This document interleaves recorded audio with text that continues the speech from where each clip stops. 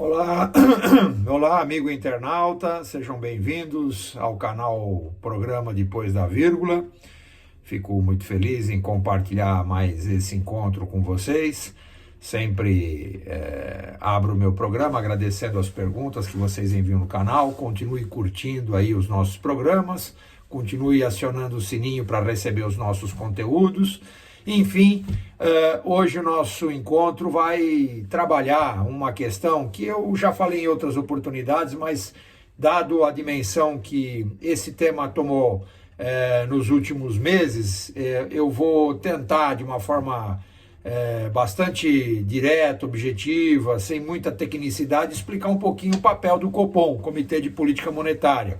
Esse Comitê de Política Monetária é realizado pela diretoria do Banco Central, são realizadas na quantidade de 8 vezes por ano, né? E a cada 45 dias é definida a taxa básica de juros, né?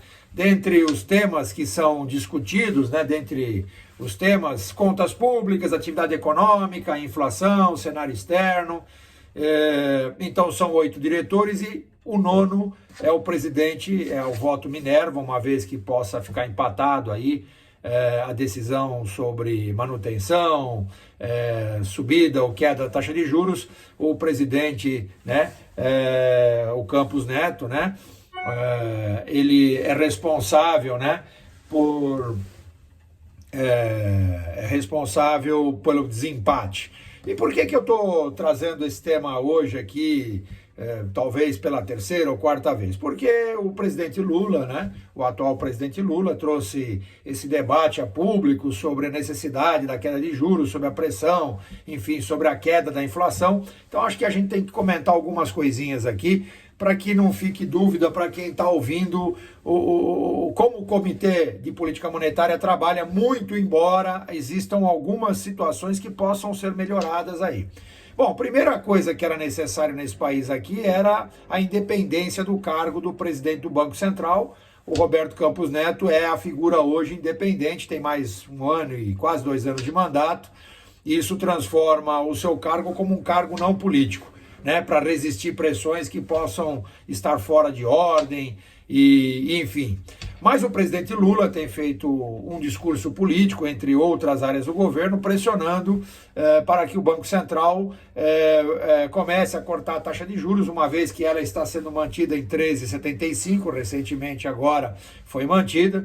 E qual é a lógica? Vamos pensar assim, já que falamos tanto da inflação, variáveis como dívida pública, vamos pensar um pouquinho sobre a inflação.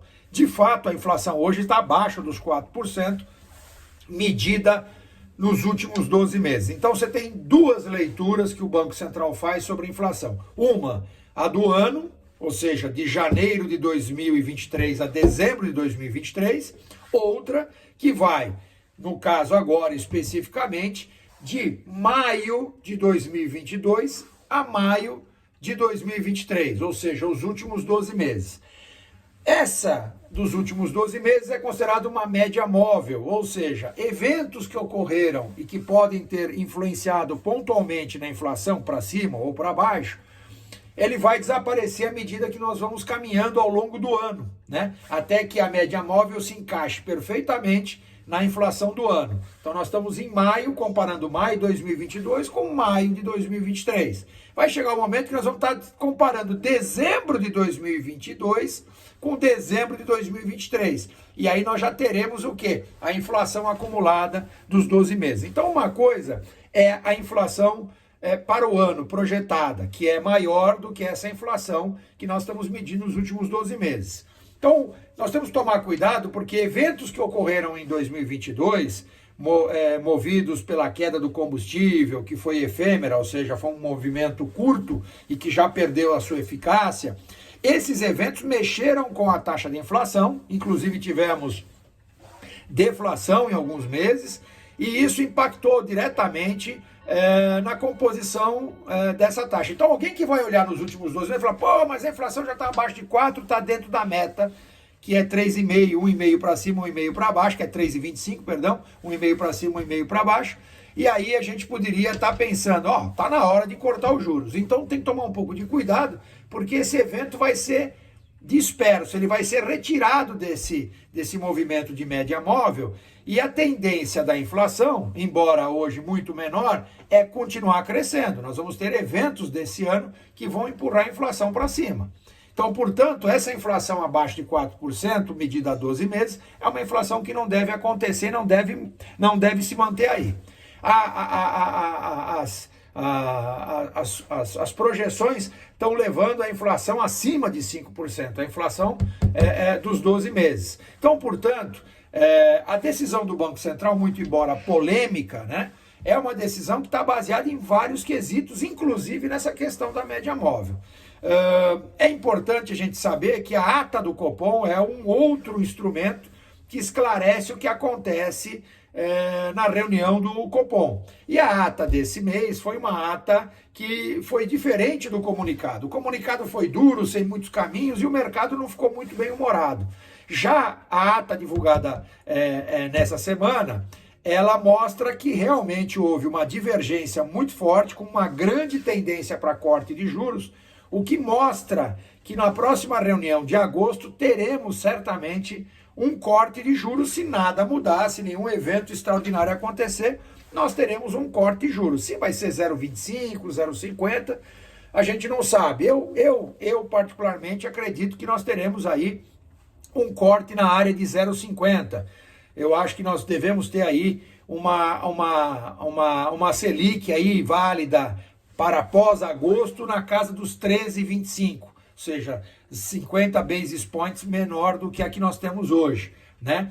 E isso, obviamente, está alinhado aí aos detalhes, né, dessa divergência entre os 8 diretores e o presidente do Banco Central, que não se intromete, a menos que ele tenha que decidir sobre, obviamente, um voto de Minerva.